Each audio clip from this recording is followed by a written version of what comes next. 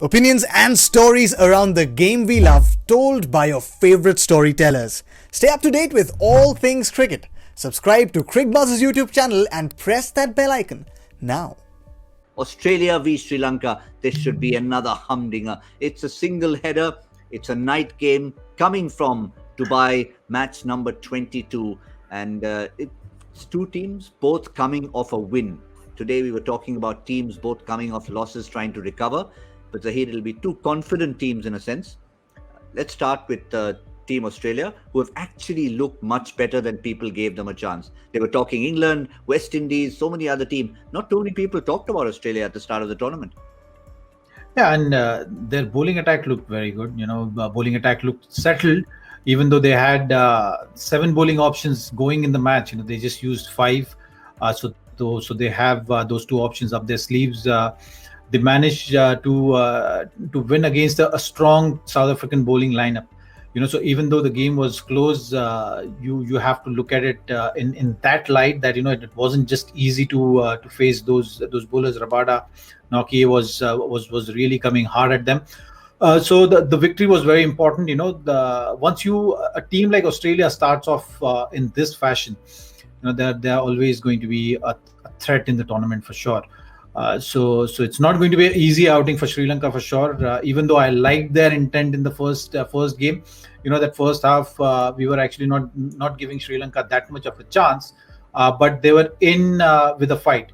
They were ready to get dirty there. You saw some fight happening on the ground as well when Lahiru Kumara was going after the batters and all the players gathered together. So they're up to change things around for Sri Lankan team. So it's going to be a good contest, but I think Australia will have an upper hand for sure. Yeah, staying with Australia, I think we talked a lot about Moeen Ali and whether Moeen Morgan would stick to that strategy. Australia have occasionally used Glenn Maxwell right at the top, off spin. Sri Lankan left-handers could just be an option with a good pace battery at the other end. No, I think Glenn Maxwell is crucial to their plans. He's playing well. Their big problem right now is that Finch and Warner are not in form. If Finch and Warner have in form, because see, they have the bowling attack. Stark, Hazelwood, Cummins is the nucleus of a fantastic fast bowling attack. And if you put everything together, Australia has the firepower. You have Mitch Marsh, you have a genuine all-rounder. You have 2 genuine all-rounders, Glenn Maxwell, Mitch Marsh. So you have the pieces that make a great team. You have everything together. They're just not looking like an overwhelming Australian team that they used to look like in the early 2000s when Zaheer was inactive. They looked as if it was almost impossible to beat them.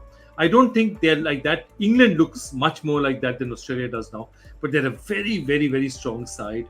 And I think if they have one more victory, which is big, they gain in confidence. Australia is a very dangerous side, but Finch, Warner, somewhere they need to shake off what they're just not yet there.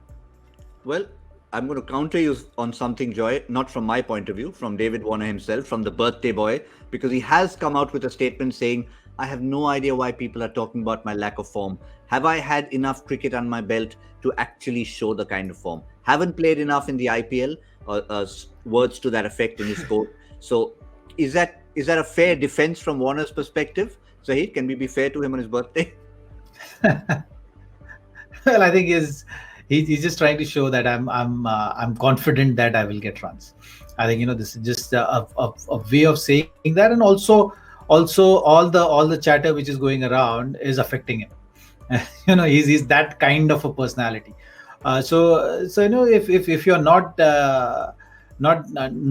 getting to be a part of a playing 11, that means it has to relate to something, right? So be it form or how you're carrying yourself. So I think from that point of view, yes, it has been a up and down of a run for him. Missed a few games with Sunrisers, and now haven't really got started World Cup on a good note. Couldn't really get going.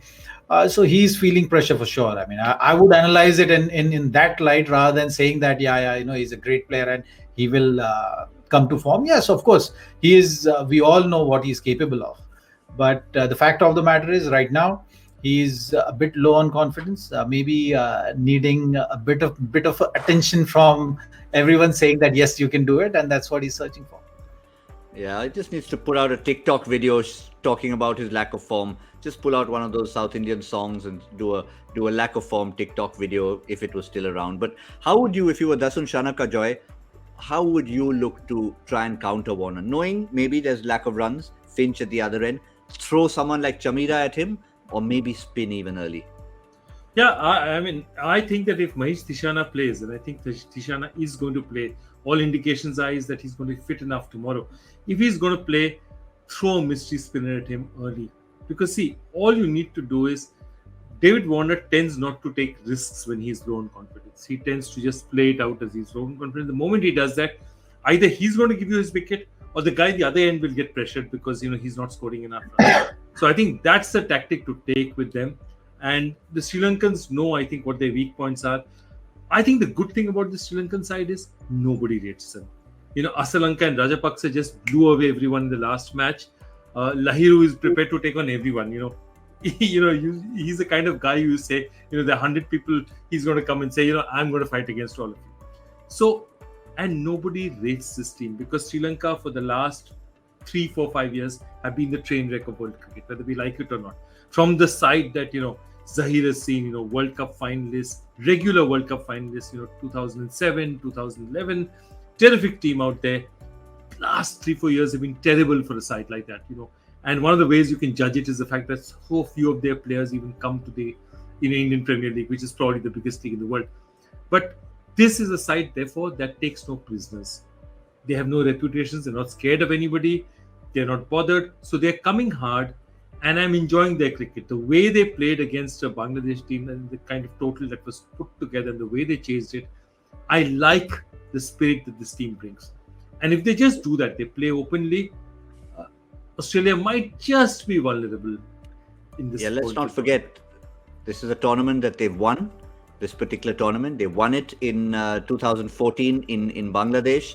But that was a time they had the birthday boy, one of the birthday boys from today, Kumar Sangakkara, Jayawardene. They had the whole gamut with them. So it is a building phase. But the one positive for them, Zaheer, is that since Joy mentioned Asalanka and Rajapaksa, some of the usual suspects in that batting order, be it a Chandimal or a Kusal Perera, haven't fired yet. So if they can get the new boys and the old boys to fire and the spin to take effect and Kumara to start picking off people like a good fighter, that could be a good unit coming together. Correct. They need Kushal Perera to fire tomorrow for sure. And because you may not see 8 overs of spin from Australia tomorrow. They will look to take advantage of the Sri Lankan young batting unit, put them under pressure with their pace battery.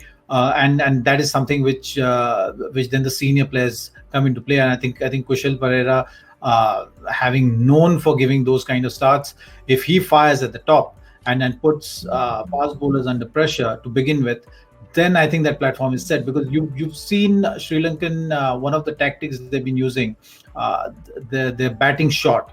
And because they're batting short, they're looking to promote someone like Hasaranga up the order so that their power hitters can come into play. So that's the tactic they're going to have. And they don't want to be in a situation where the power hitters have to bat out of their positions. I think, so if that happens, then things will be very tough for them. But if they manage to just push the game to that point where the power hitters are coming into play at the right time, then it will be a tad bit easier for them, as the mystery of Tishana also can come into play. And Joyda was rightly saying that Warner will be cautious up front. So there are these are the ingredients which needs to go in Sri Lanka's favor for them to make the game out of it.